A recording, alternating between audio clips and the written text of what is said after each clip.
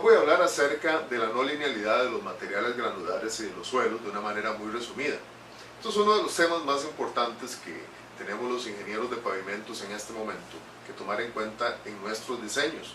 ¿Esto por qué? Porque básicamente nosotros hemos trabajado solamente con el CBR como gran ensayo de laboratorio y hemos hecho poca referencia a la principal característica de estos materiales, que es la no linealidad, y ya la vamos a abordar rápidamente. El otro tema es que asumimos que las propiedades simplemente o se sacan de los números estructurales, con lo cual yo difiero ampliamente los números estructurales de Ashton, o corresponden a propiedades lineales, o sea que en todo el espesor de la capa el valor del módulo es el mismo. Básicamente el módulo de resiliencia igual al CBR por algún factor. Hay ecuaciones más sencillas, otras ecuaciones más elaboradas, pero esto realmente no contribuye a entender la verdadera naturaleza de los materiales. Entonces voy a iniciar hablando del tema de la no linealidad de los materiales, ¿verdad? De los materiales granulares y de los suelos, que es un tema fundamental en este momento en la ingeniería de pavimento. Entonces arranquemos poniendo no linealidad. Y esa no linealidad la podemos capturar a través de un ensayo, que es un ensayo dinámico, de carga haversiana, triaxial, donde bajo muchas condiciones de esfuerzo podemos determinar si el comportamiento del material es de una u otra manera, dependiendo de las condiciones de carga que está expuesto. Entonces, ese es el ensayo que está expuesto en AASHTO T307. Y bueno, pues básicamente tenemos una probeta de ciertas dimensiones donde aplicamos esfuerzos desviadores, ¿verdad? Y esfuerzos de confinamiento, que es el sigma 3 de compresión que todos conocemos, es el que estoy graficando, el sigma 3 de compresión, y un esfuerzo desviador que aplicamos de manera dinámica en el eje perpendicular de la muestra. El desviador siendo entonces el esfuerzo principal mayor, el esfuerzo de confinamiento, el sigma 3, más el esfuerzo desviador. Recordando que el esfuerzo desviador no es de características constantes, sino es una carga dinámica haversiana, como lo estoy ilustrando aquí. Básicamente el desviador contra el tiempo cambia, es un pulso haversiano, o sea, carga sinusoidal positiva, y monitoreamos simultáneamente cuánto es la deformación del material, que la estimulamos dentro del rango de resiliencia, ¿verdad? Básicamente buscamos que la deformación permanente sea muy bajita. Entonces básicamente esa es la característica del ensayo que estamos midiendo, según el protocolo de AASHTO T307, que ha sido muy estudiado. El otro tema es que al ser un material no lineal, ¿qué quiere decir esto? Que su módulo depende del estado de esfuerzos, que es lo que voy a empezar a graficar aquí, que es básicamente que el esfuerzo, si uno grafica el esfuerzo desviador contra la deformación, si uno grafica el esfuerzo desviador contra la deformación, vamos a tener un comportamiento no lineal, eso es lo primero. Pero ese comportamiento no lineal va a depender del esfuerzo de confinamiento. Entonces por eso aquí le llamo a uno sigma 3A, a otro le llamo sigma 3B y a otro le llamo sigma 3C. Eso nos lleva al modelo general de módulo dinámico, ¿verdad?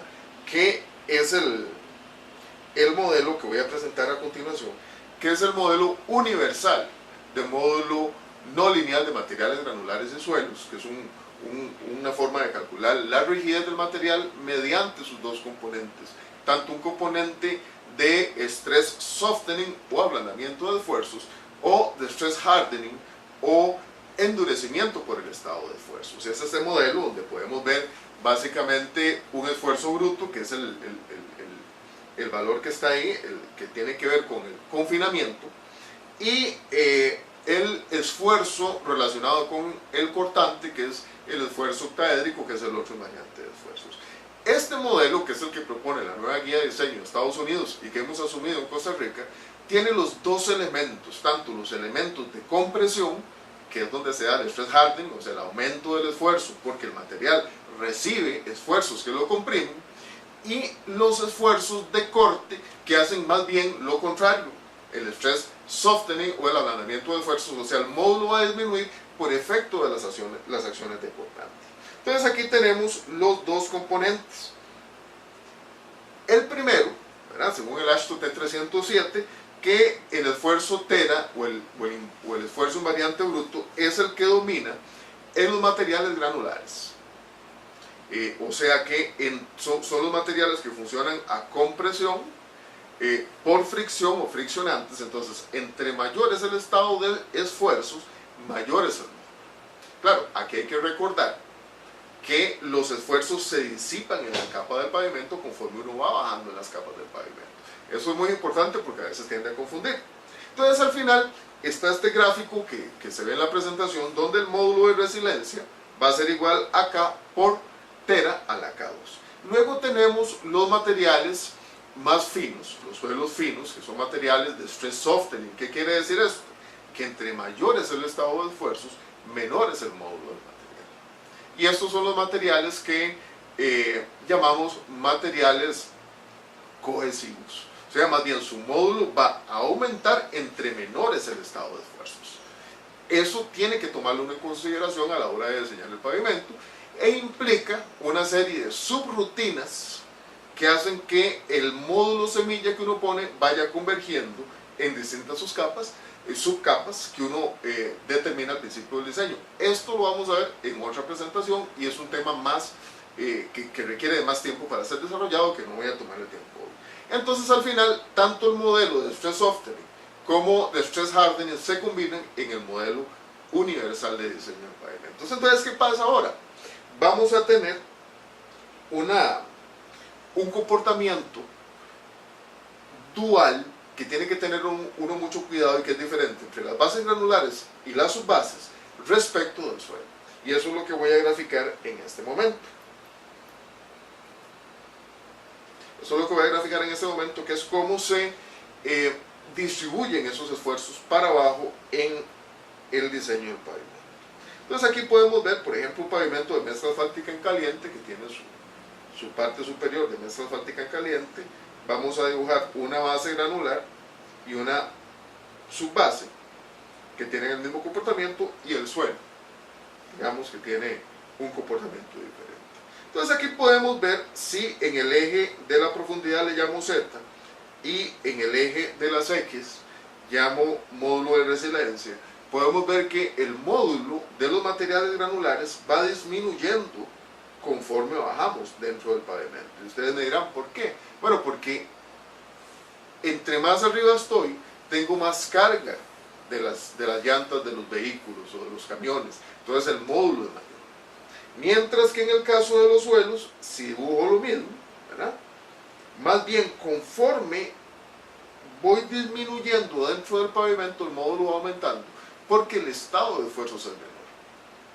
Y esos son los comportamientos que tenemos que tener claro a la hora de diseñar el pavimento. Básicamente esto es lo que quería comentar, porque no es correcto asumir que el módulo de los materiales granulares y suelos es constante. Después vamos a ver el tema de la saturación, cómo se maneja todo el concepto de suelos no saturados, con algunos de los experimentos que ha realizado nuestra colega colombiana, que está en la Universidad de Arizona, en la Universidad de Arizona en Phoenix, la doctora Claudia Zapata. Mi nombre es Guillermo Loría Salazar, estoy muy contento de haberles presentado hoy. Recuerden que me pueden seguir en mi Twitter, @LGLoria27 seguido, o en mi Facebook profesional, Luis Guillermo Loría Salazar. Saludos desde la NAME de la Universidad de Costa Rica. Muchos saludos.